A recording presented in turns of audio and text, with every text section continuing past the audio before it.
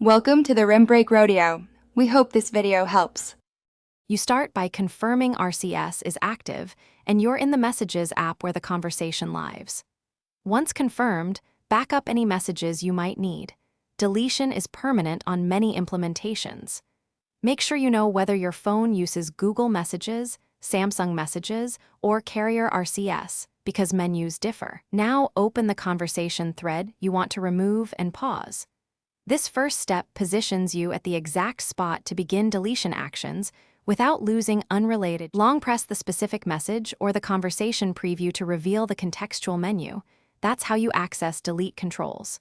Once the menu appears, choose delete or the trash icon and decide whether to delete a single message, multiple selected messages, or the whole thread.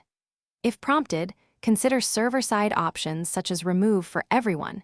Use that when you need the message gone for both sides. Make sure to confirm the action. Phones often ask one more time to prevent accidental. After deleting, verify success by reopening the thread or checking your backups so you're sure nothing important vanished. If the message still appears, toggle RCS off in settings and attempt the local delete again, because server sync can restore items. If that doesn't work, force close messages, restart the phone, and clear the Messages app cache. These steps resolve most sync or display glitches. If problems continue, contact your carrier or switch to a different messaging app temporarily. Thanks for watching. Consider subscribing if we helped you.